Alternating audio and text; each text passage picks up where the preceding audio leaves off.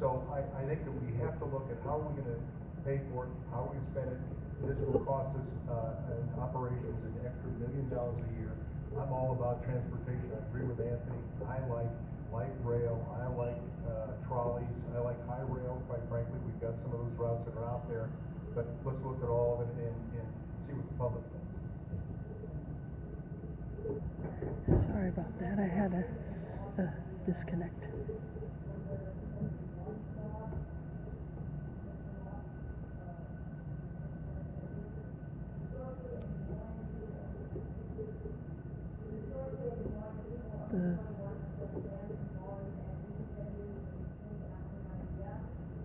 The question is about underage people attending events in bars where alcohol is served. The events may not be centered specifically on drinking, when you but say minors, is there an age, bottom age that you're considering? We're asking you guys to go into specifics of how you. so the moderator table mic is not working.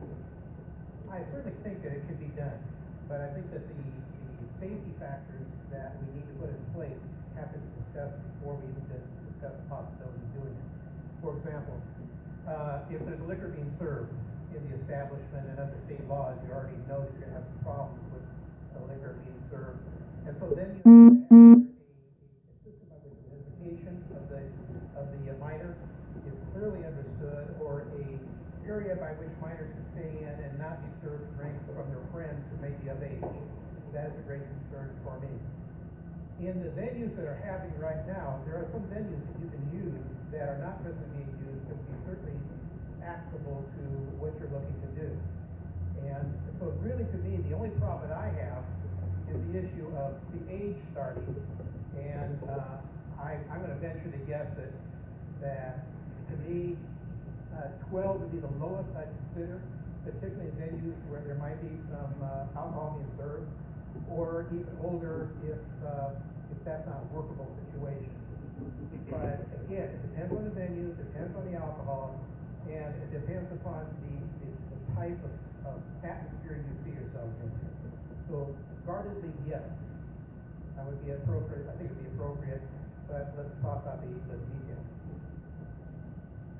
Yes, I am in support of it. I think we should celebrate the vibrant music culture that we have in Des Moines. We have some great venues. The Girls Rock program that's right here at the social club it encourages teenage girls to get involved in the music scene. I think it's important that we get our youth out and support their music and let them enjoy it. Many of them will be with their parents. I think it's just another opportunity for people to talk and to engage with each other. So yes, Can you share specifics about what that would look like, what age you start at, and how long you consider going? I remember I took my kids to, my husband took my kids to Kids on the Block, whatever that band was, and they were 8 and 9 years old. But they were with the parents. The New Kids on the Block is the actual name of that group. It depends on the child, and it depends on what kind of music we're talking about. But the Girls Rock program is catered to those kids in middle school. Let's embrace it. Let's get people involved.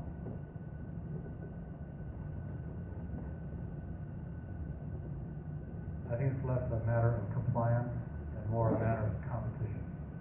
Mozart was super fabulous at what age? Pretty young. So I don't think we should force any of the members of our community to work down to a certain level. It's like meet your own potential.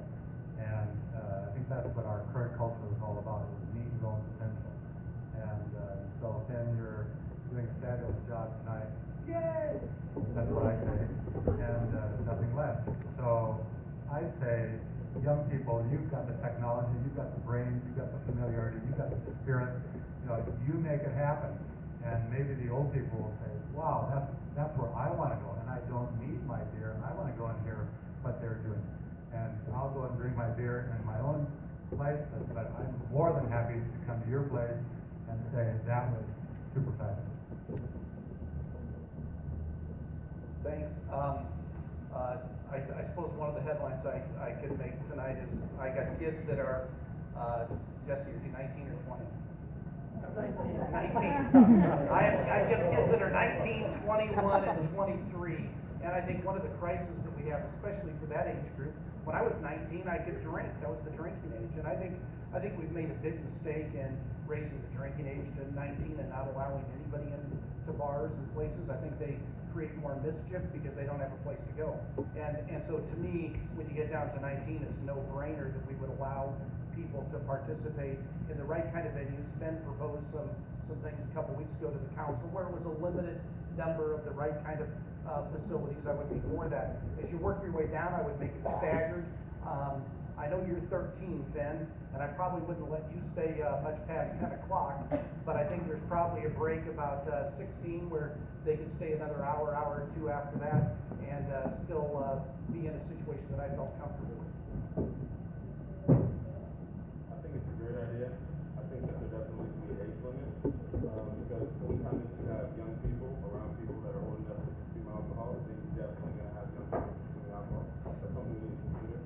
So if a business wants to be serving alcohol while they have minors there, then they need to know, and there needs to be restrictions, and they need to know that if they're going to be doing this, then there are liabilities and there are consequences if minors are drinking in the facility.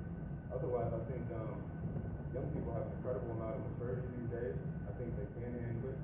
I think if parents believe that their kids can handle it, then my bottom age would be 18. I can imagine 16-year-olds around 20, 30-year-olds drinking. And if businesses want to do that, then I think that they should be able to do that.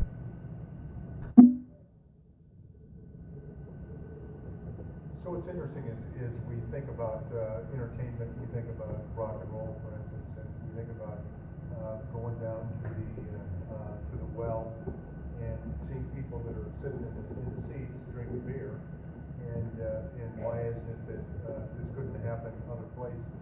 And I think that my heart of hearts says that you ought to have some access. But the other side of it has been pointed out by numerous other people here is the liability. The city has, while we can okay certain things, we also have the liability to enforce laws.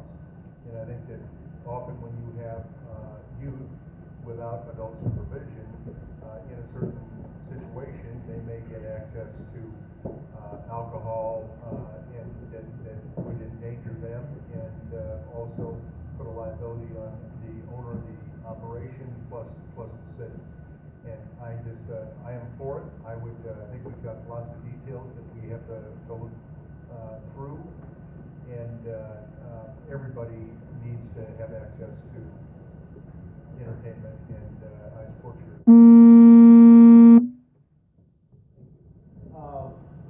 Finn, I support what you brought in front of the council.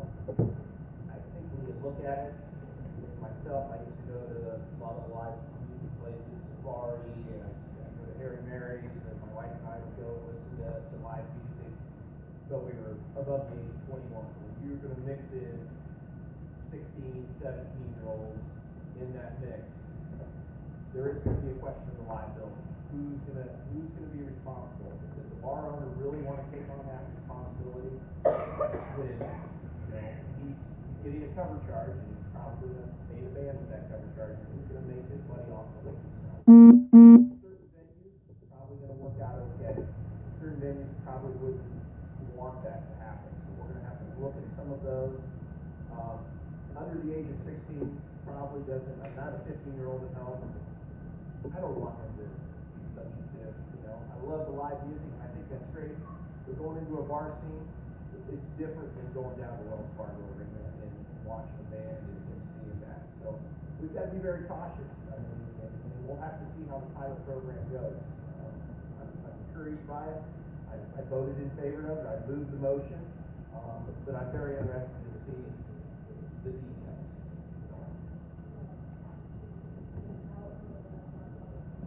No.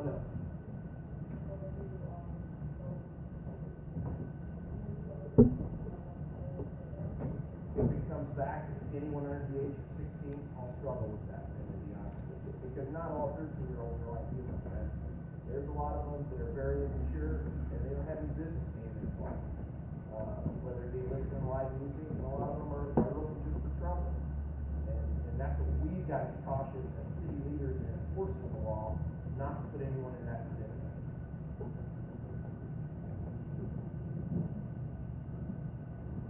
I'm probably loud enough, everybody can hear me.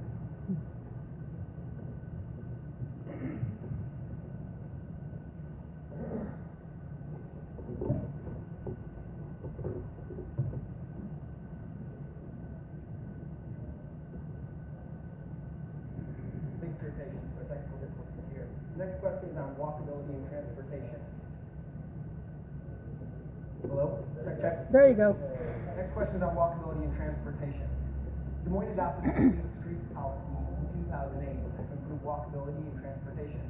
That effort has been furthered in the spotlight this year with a $500,000 walkability study in downtown Des Moines. What aspects of complete streets are most important to you as a council member, and how do you plan to advocate for them? We'll start with Ms. Westergaard. Thank you. I'd like to see us start the complete streets concept along our corridors. As we work to redevelop the Southwest 9th corridor, that's an opportunity to have our complete streets. Our complete streets along the 6th Avenue up in the Highland Park area, to me that makes perfect sense. Complete streets means that it's everyone can use it, whether you're on a bus, or you're walking, or you're on a bicycle or car. We all need to work together, but we need to be going someplace. There was a grant that was given for a bicycle lane over on Hubble Avenue, which was on the northeast side. That was a disaster.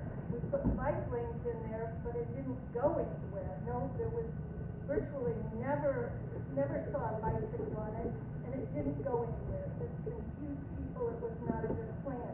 Let's get that in place for places where we use it, along the Ingersoll, over by Grandview University. To me, that makes sense to have our complete streets and start in the places where we do have people coming and going.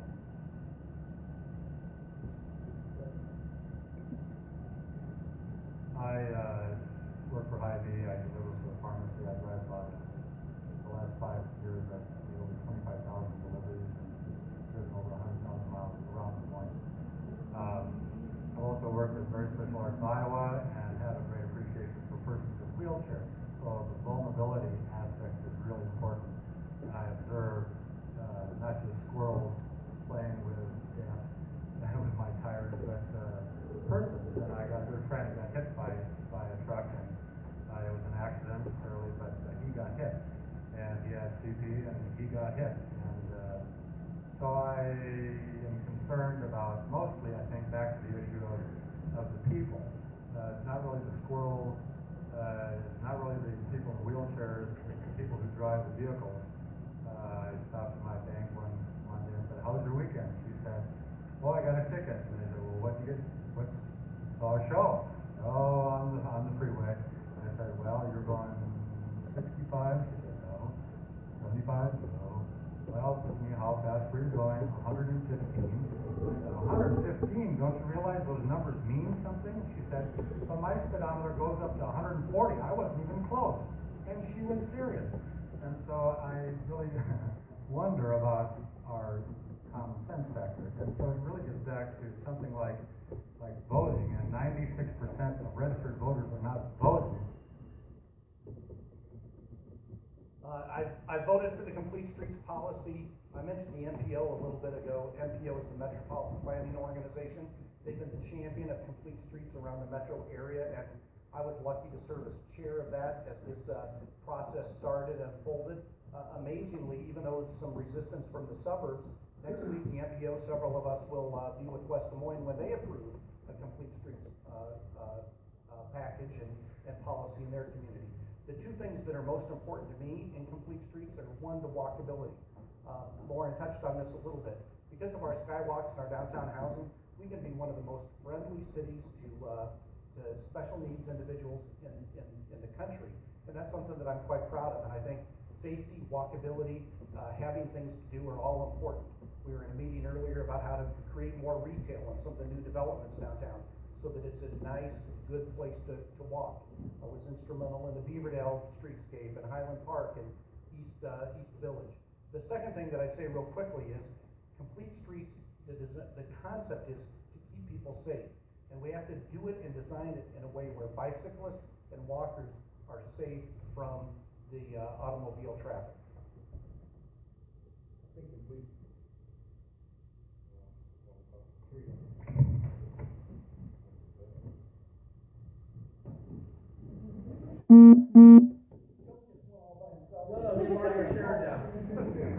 I think the idea of complete streets is a great idea. Anytime you can have safety for everybody that's traveling them.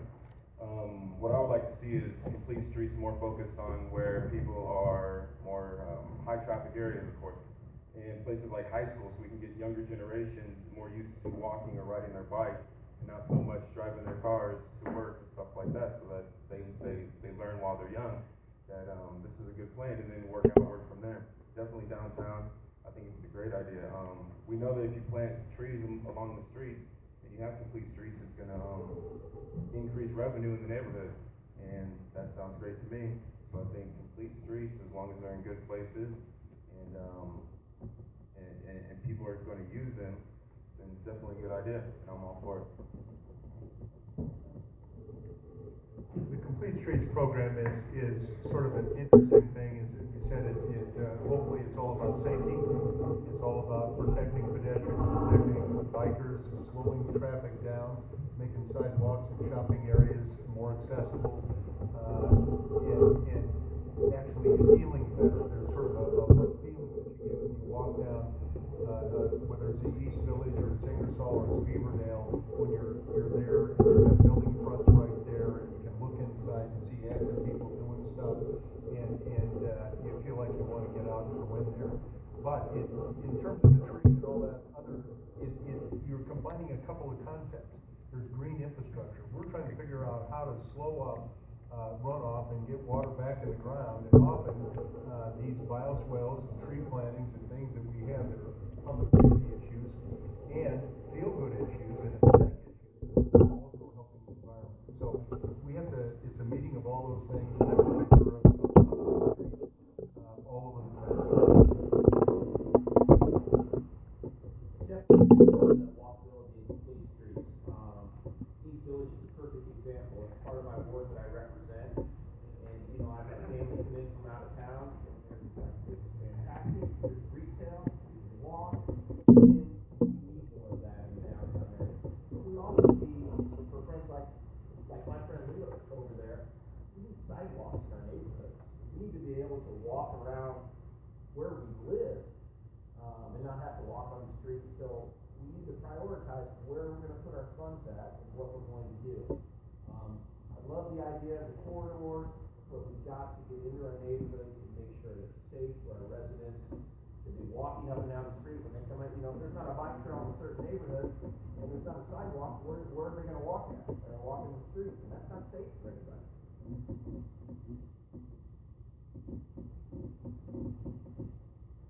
I kind of agree with Joe on this one, because one of the problems that I see with the Safe Street program, as we see it, visualize it right now in Des Moines, is that we still have a mixed use within the same area.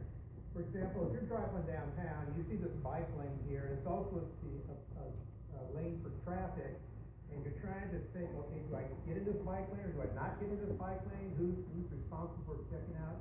It becomes a kind of a fiasco in a sense. My wife and I got to go to Germany last year, and in the town that we went to, in Darmstadt, Germany, they have it down to a real fine science there, and I'd like to see us study that particular model, because there you have sidewalks that are sidewalks. You got bike lanes that are bike lanes, and you got streets that are streets. And they are very disciplined in Germany that the bikes don't go on the sidewalks, the pedestrians definitely don't go in the bike lanes, and they all stay away from the street. And yet the traffic is moving back and forth right next to each other. Those lanes are just moving right next to each other, but they are conceptualized in such a way that, and trained, the people are trained to follow the rules, to stay in your lane, and it's tremendous. I was against the the concept before I went there. Now I can see how it can work in the best way possible. There's where you do, it's in the design of the street, in an area of safety. And I agree, sidewalks are so critical to us around the city, and we need to have that. Thank you. And a quick curveball here, an extra question, you're gonna get 10 seconds to answer this one, starting with Mr. Essex.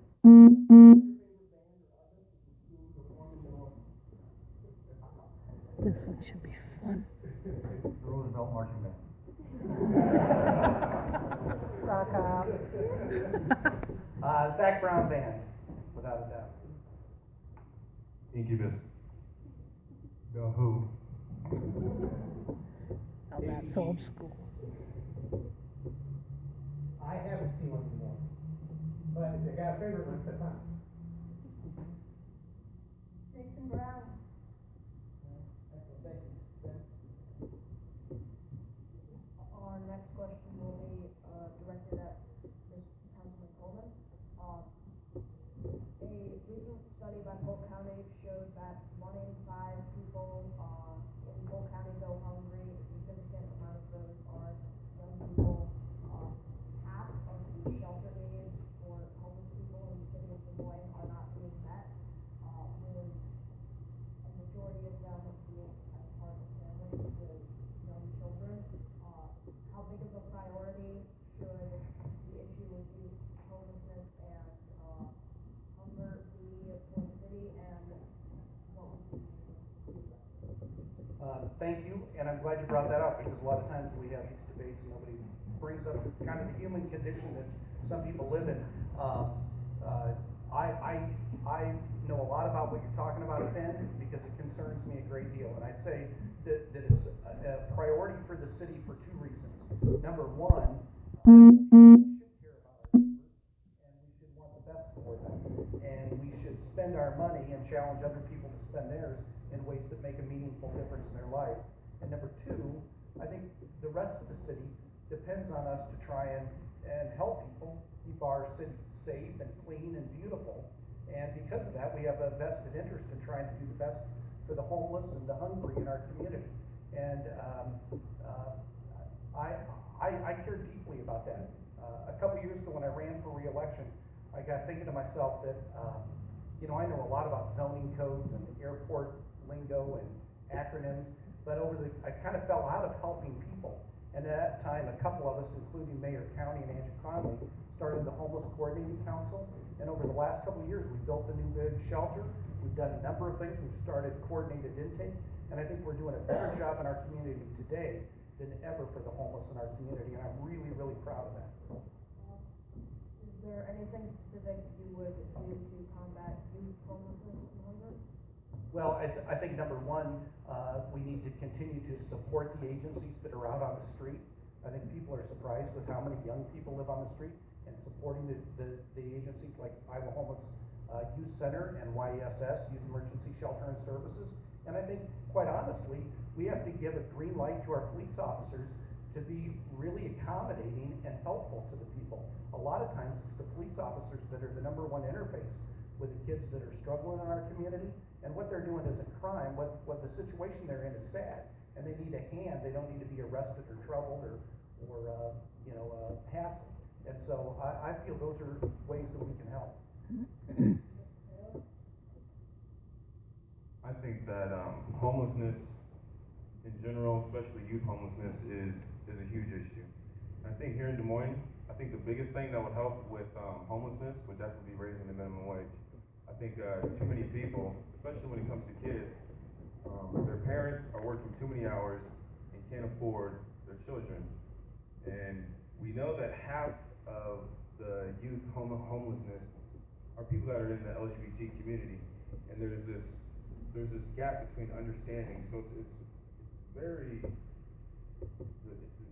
complex, but at the same time, I think the most important thing we could do to help all homelessness, especially youth homelessness, is raise the minimum wage, get these people who maybe dropouts and homeless better educated, jobs programs, things like that, instead of just throwing money at the issue and maybe building another homeless facility. Try to get them motivated and inspired and get them into the workforce. I think that'd be the most important thing to do.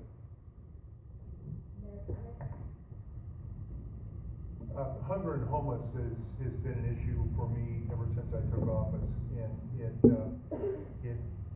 not only for Des Moines, but having chaired the National Conference of Mayors Hunger Homeless Task Force, seeing hungry homeless people in cities around this country, and specifically in Des Moines, troubles me greatly.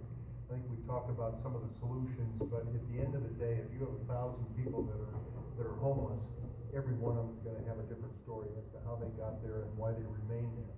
We have to get to the root causes of it. I think Anthony was right. Part of it has to do with people's salary, what they earn, but also we have to have better education. We have to train people to have a good job, get a good job. So we have to work with the school system. We have to work with trades and unions to get people trained up to be able to have, let's say, living wage jobs. But it's important, like we have to the fact also that teach them eventually how to and what it raising the means wage to need and help unions. and to even raise their own food. Through our parks department, we have programs that do that. And I think that getting the youth and getting families more involved in raising food, canning food, understanding what happens when we eat healthy food, we're going to have a healthier population and hopefully a more knowledgeable one.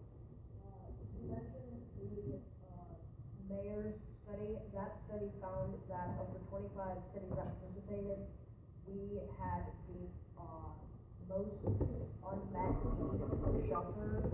Homeless people, 50% of the homeless need for shelter is not being met. Is there any way you as mayor would combat that and meet more of the needs for the shelter?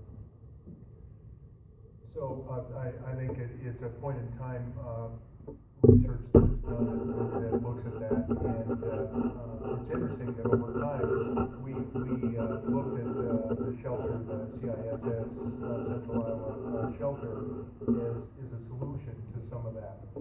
But we discovered as soon as we built it, which was the largest such facility in the state of Iowa, that it was full. And not only that, but that we had, which one would have thought would have taken care of it, because we thought we're almost near capacity with the old one. We'll double the size and it'll be great. But then all of a sudden we turn around and house those people, and we've got the second largest one actually in the lobby, where people are sleeping on the couches and in the chairs at night, sometimes up to 80 plus people in there. So we have to look at it in a larger way. I think we've got a community that's reaching out, a faith-based community. We've got JAPA. We've got lots of other folks that are out there working on it. It's a community effort. The city can't do it by itself, but we're a participant. We're a partner. Polk County is. And I think it's incumbent on all of us to reach out and try to look for solutions. Can I say one more thing? I would like to see more churches taking more homeless people and support them. I don't know the numbers or anything. I don't know the numbers, but I definitely think churches not only have the people, but I think they have a lot of the resources it takes to help homeless people. So I would like to see more churches help out with homelessness, doing whatever they can. I know a lot do, but there's also ones that don't. Thank you. I've heard a lot about the hunger issue. My good friend Supervisor John Wild is leading a campaign with the other Polk County supervisors to feed the hungry. 50,000 a day, he tells me, go hungry and don't have a meal. That's ridiculous in the city of Des Moines. We need to get with the faith-based community, with all the communities, and I know we're going to partner with them, with the county. We're going to open up the pantries, working on getting the pantries opened up for more hours. We're right now negotiating and getting them a warehouse that we're going to give to them, basically free of charge to use to warehouse all the food. But it's something that's very critical, and it's something that we need to do as a community, not just as the city council, but everyone in this room needs to step up and look and see how we can all help, because homelessness, and a lot of that's mental illness, and we need to be able to address that, and our local governments need to address it. throughout. Our state government needs to be able to address it, our city government, our county. We just need to do our best, and it's not going away. It's going to get worse if we don't address it.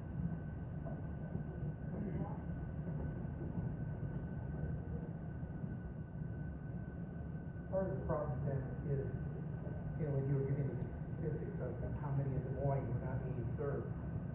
It's my understanding that a number of our major cities close by to Des Moines pick up their homeless people, give them a ticket to Des Moines, and drop them off here. And so even if we try to get to the point where we're dealing with the issues of homelessness, we have other cities are simply dropping their problem on us. And no matter how many places we build, we've got to understand that the better we are at it, the more people we're going to get from other places who don't want to deal with the problem. That's an ongoing problem, so we can't be too hard on ourselves because we can't keep up. Because we're not just keeping up with our locals, we're also having the problem with being shipped to us in that way. I agree with the concept of the faith-based areas. Our city, close to half of our city, is nonprofit. They do not have to pay property taxes, which means that then creates a very difficult situation for the city council to be able to come up with a budget for public safety and this kind of thing, much less also for some of the other things that we're talking about here. But if we could develop a task force as a city that would be able to bring together all the nonprofits, not just the churches, but the hospitals as well, and the schools, I think we can do a better job of solving this particular problem. Thank you. We do have a hunger crisis in Polk County. When we have 1 out of 5 children that are food insecure, that's something that we need to take a serious look at, and I commend the Polk County supervisors for taking a look at that and what they're doing. Let's not forget the elderly and the older people. I know that we have many residents that are in our city that are older that are also food insecure. So we need to look at that and work with the county and work with all of our communities together to help feed our kids and all of our residents. Being hungry, it's hard for kids to go to school and do well in school when they're hungry. So being hungry causes a lot of other issues that we really need to work with. I believe that having a good, strong partnership with our public schools is very beneficial. Sometimes we just need to teach people how to prepare healthy food and not have all the processed foods.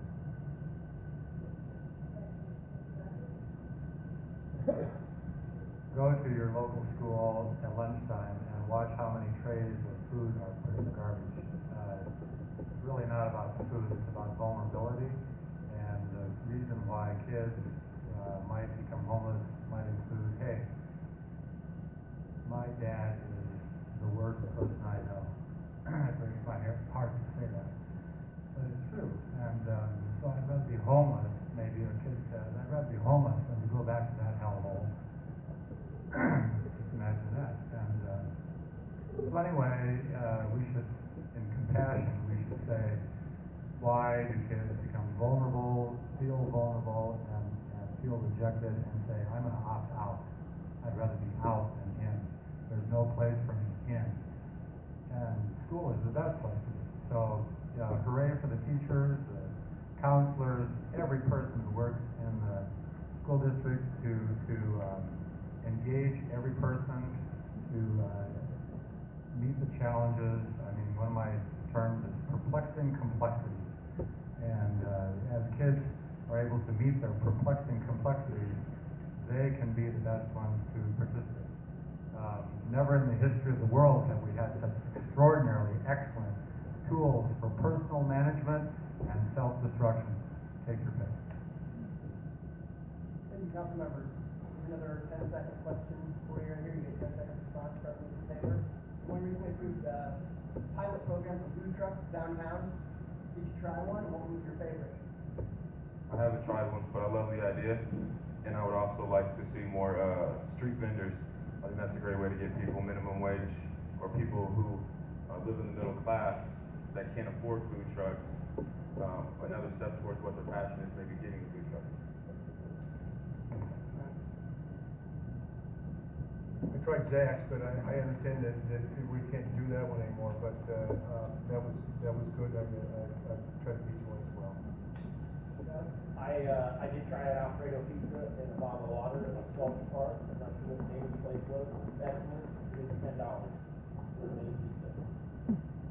I did try a Mexican restaurant or food truck. I can't say the name of it either. It was good. It's a good plan. I support the food truck program. I would like to see it made permanent. What I especially like is having the food trucks after midnight when other restaurants have closed, and it gives people that are leaving the venues, the bars where they've been, it gives them time to linger, have some food before they drive home. I'm not in favor of food trucks right in front of established restaurants. You have a favorite? I have never tried one. All right. Jesse? Bring one to Ward 2 and I will. I haven't tried the food trucks downtown, but I love the state fair, and all the stands there are staffed by persons who are working, and some of them even pay for their college education, working the 10 days or 11 days of the state fair. So that's my example. Okay, lemonade stands, I get lemonade from kids who sell lemonade stands. They may not be legal completely, but man, it's a great experience.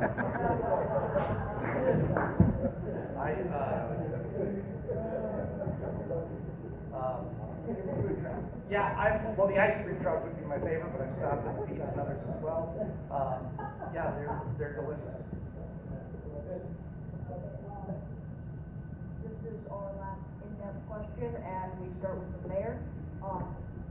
Salone, Iowa recently made history by being the first government to actually lower the minimum wage. Now that we have a precedent of cities here in Iowa acting on the minimum wage, would you follow in Salone's footsteps? Would you leave the minimum wage the same, or would you raise it on the city council? Well, if you're talking about Solon.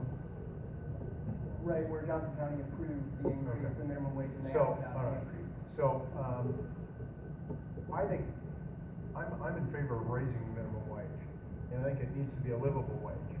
And, I think that we have to make sure that we, don't get totally out of the realm of competition, so we need to sort of have a metro-wide, agreement to do it. That would be my preference. However, I do believe that, lowering the minimum wage is, not a good solution to anything. It's just, more hunger and more, poor people and less opportunity for people to succeed. I think that's a terrible idea. Sure. First off, our policy making, I don't think should be talking about minimum wage. But how I'll address it with you is, I own and operate a restaurant that I've never hired anyone and paid them minimum wage in any way. Not a 16-year-old that comes in and works for me, anything like that. So I'm favorable to raising the minimum wage to a certain point. We need a livable wage. We need to educate kids like you with the apprentice programs and things where they can go out and make a great living and not have to work 2 jobs and be able to support their family. That's what I'm supportive of, to be able to do things like that.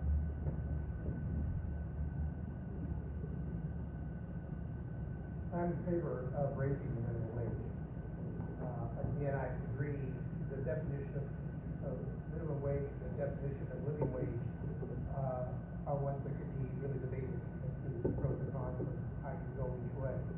But the reality is, you cannot pay a person, $7 or $8 an hour and expect them to live and pay their bills, and particularly if they have a family.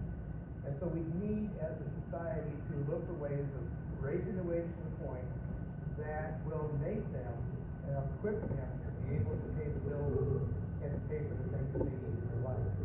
And so while I don't think we can raise it to, let's say, $12 an hour immediately, I think that we can look at a sliding scale to do it over a process of time and look at seriously bringing this up to a level where people can live.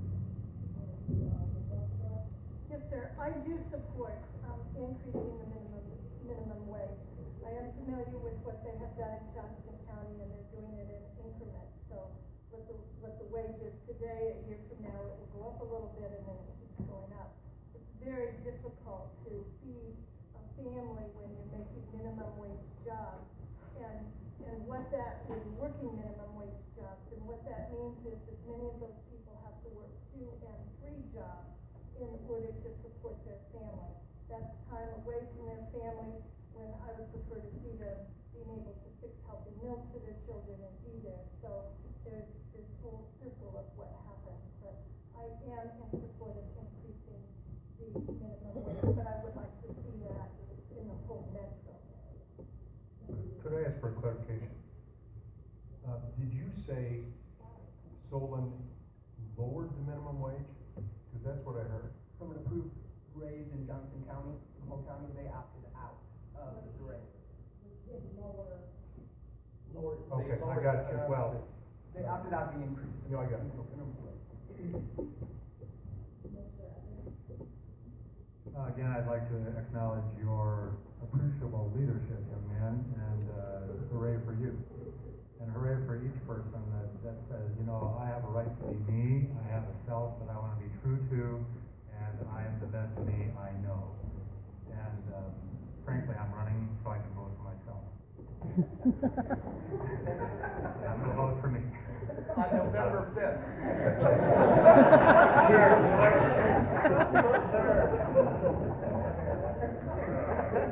Okay, it's my time. This is my minute. I want extra time. Minimum wage is not designed to be the be-all and end-all economically, but it's an excellent way to get a toe in the door in a company like a sole proprietorship, which is hugely important. A lot of sole proprietorships are coming on board now, and you know, it's a wonderful time to utilize the technology and do something that you care about, you're passionate about, and you say, I can do this profitably, and I can hire a few people, and give them an opportunity to get on board, do some work, get acquainted, and make progress, and have something in their bank account that they can account for and learn about accounting. It's all good. And so I don't think it's about the minimum wage. I think it's about creating a culture where individuals are not out, but they are in, and the way that they're in is that they're part of the thinking, and we have a culture. You can have 30 seconds. Any authority. Simply, this is serious business. It's absolutely no joke, and again, it's back to the perplexing complexities of being a person. And how do I know I'm a normal person? I know lots of people who they pay thousands of dollars, hundreds of thousands of dollars in property tax, and they have appreciable assets, and they are scared to death of the technology because of hearing about identity theft, and say, hey, you don't have anything to lose. I have a lot to lose. You keep me out of your mix. I got your account is blocked. Your Verizon account is blocked. I said, what the heck is this? I took to Verizon. He said, well, that's a phishing scam that's going around. I said, I want to be part of a class action suit against whoever's doing this. I want to. Real quickly, I do believe that the minimum wage should be higher than it is now. I feel strongly about that. I got kids trying to work their way through college, and know a lot of people that are struggling, and I think that's important. I don't think that it's appropriate for the city council to raise it in a metro area like where we would put our businesses and others at a competitive disadvantage. So I probably wouldn't vote for a Des Moines only ordinance that raised the minimum wage. I think our taxes are already too higher, and I wouldn't want more retail and restaurants to flee the city. And I know that's probably not a feel-good answer, but that's the truth. But here's what I can do as a city council person. When we hire contractors and we hire companies to do work for us, which are thousands of times a year, we should demand that they pay their employees a fair and livable wage that's way more than the minimum wage. real specific when we either outsource jobs or hire contractors to do jobs. They should be responsible for paying a livable wage that far exceeds the minimum wage for all jobs. I think the minimum wage needs to be much higher than it currently is. The argument against that is always that it's going to hurt small business, but we need to remember that the biggest thing that's hurting small business is big business. Big companies that come in and pay hundreds of people little amounts, and they have everything local stores have inside their store, things like Walmart. So not only do we need to culturally get away from supporting places like that are sending jobs overseas, but we also need to raise our minimum wage, and we need to start supporting local. And I mean, it's really pretty simple. If you look nationwide and you adjust to the minimum wage for inflation, it would be somewhere around $21. Now, of course, that wouldn't work in Des Moines, but I think we need to raise our minimum wage and keep raising it as inflation goes up so that people can survive.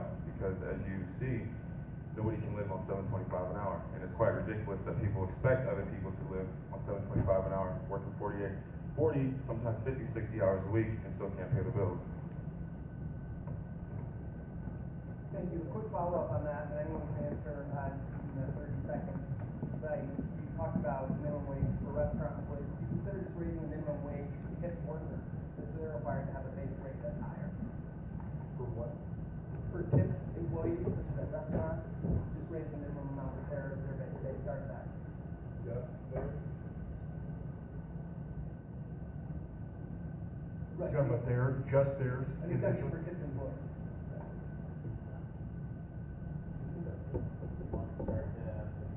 Obviously, I have a little bit of experience in this myself. You know, for city council to make an ordinance saying all restaurants need to do this, I think that's out of line for us to do that. It's up to the owner and the situation, the financial situation he's in, to be able to pay their servers more. And, you know, I would definitely be supportive of that because I already do that.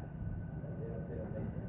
No one at my restaurant including the servers. Yeah, they don't.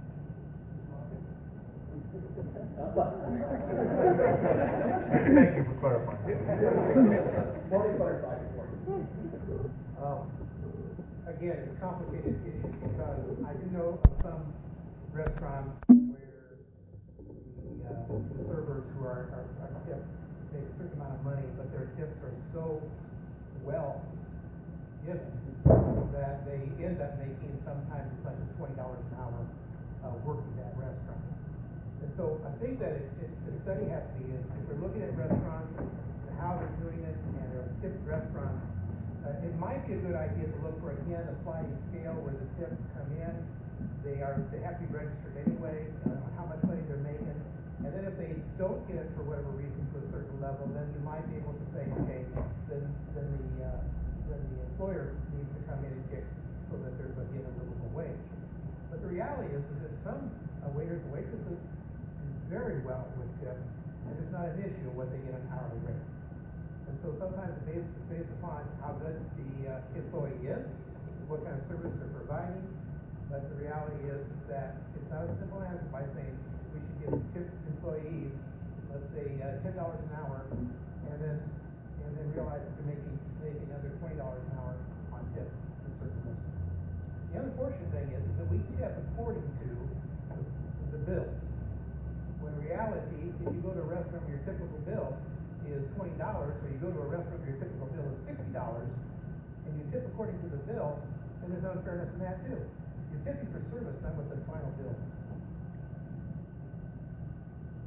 I am in support of it. We have some of the finest servers and restaurant workers at some very fine restaurants in the city. They deserve to be paid a fair wage. They have families and a life to support, and I would certainly support that. They do a fine job, and those are hard-working people. Again, if we're speaking in the microphone and therefore speaking directly to the media, it's a larger audience that we're speaking to here. So pay attention, people. If you want the restaurants, the owners of the restaurants, the business persons, pay the taxes, pay things according in compliance with laws and so forth, we would like them in the city limits. And we'd like the customers that go to the businesses to love the business, be grateful, and be good managers of their resources, and bring a little bit of their wealth to and say, I have become aware of my possibility to be a grateful person, and I leave twice the tip. And so it's more about creativity than about compliance. The businesses could leave Des Moines and say, you put me out of business, I'm going to someplace else, across the line. We'd like. I wouldn't support a local ordinance that raised the minimum wage on it. My daughter actually just walked out, waited a year to get a job at Perkins after being a host, not a real extravagant restaurant, and she's making incredible money for, you know, a high school student. It wouldn't be a bad look, and she can only work a couple hours on the weekend. But I think very few people are working anywhere close to minimum wage, even though the waitress level or waiter later level is lower than that. What I have seen is that I think there are companies in Des Moines that skirt the law a little bit, and I think the city council should work with the Department of Labor and ensure that businesses are in compliance with the regulations, so that somebody isn't quote unquote defined as a server but not really making much tips. I had a daughter that, you know, would leave work maybe making $5 an hour because she was classified as a server but not really in a job where she was going to make tips, and that's a compliance issue. Very simple for me, I would say yes, especially if we're going to raise everybody else's minimum wage, then they also deserve a raise in the minimum wage. I think a raise in minimum wage would be appropriate, although they say they get tipped for service. I'll tell you, the people that I'm worried about more are the busing people that are going around and picking up all the trays and dishes and scraping them and doing all that stuff. They're not getting tips unless they're in a restaurant where they're full of tips and everybody gets a piece of it.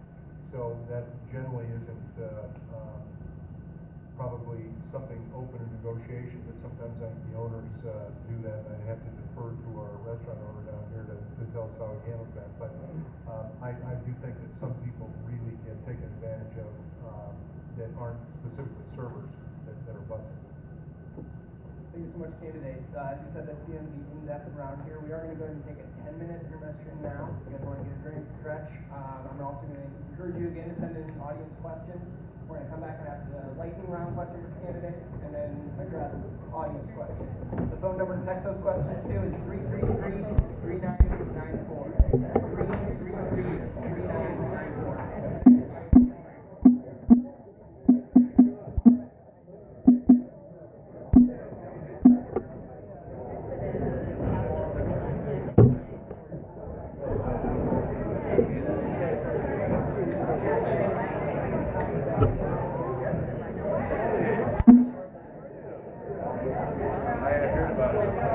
That number is, if you have questions for the candidates, if you're watching this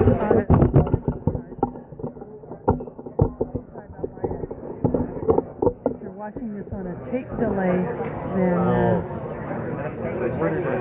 then the number will not be of use.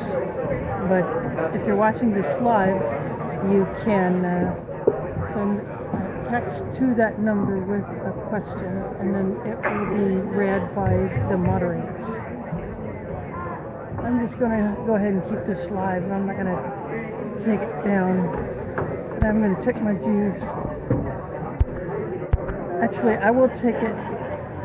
I'm going to get my power pack and plug that in so I can keep going.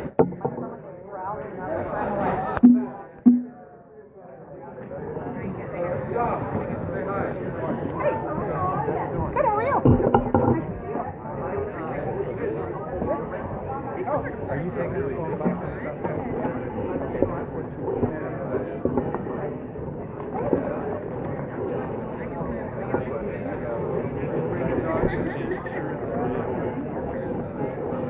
Yeah, that's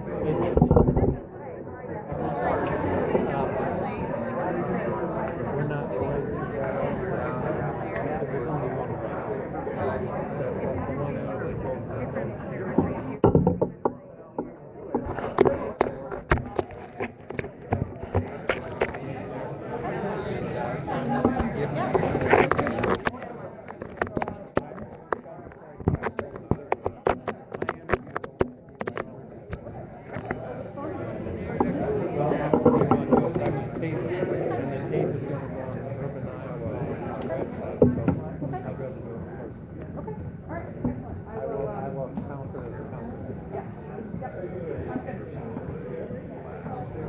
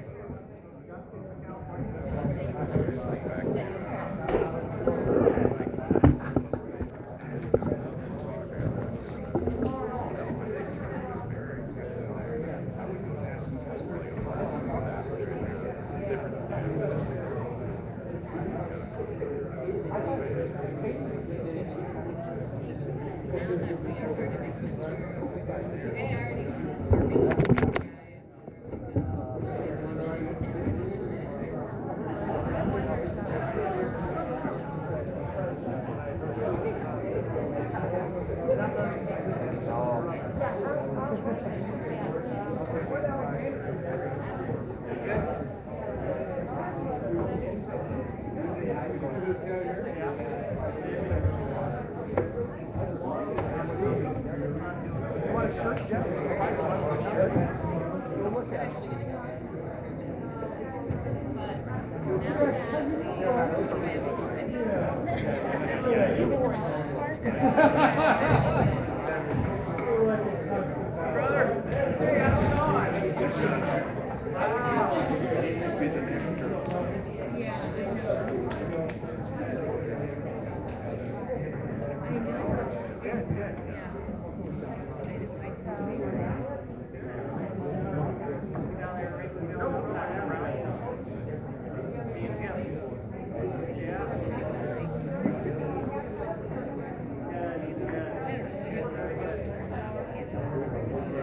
You can text them in, right?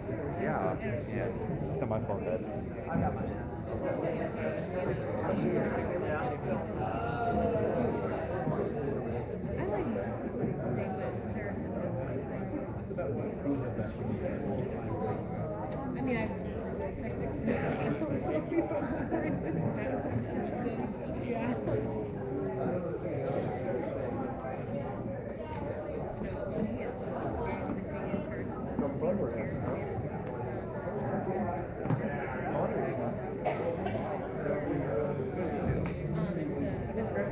Organization, so it's like a collection of all the cities in the metro area, and they talk about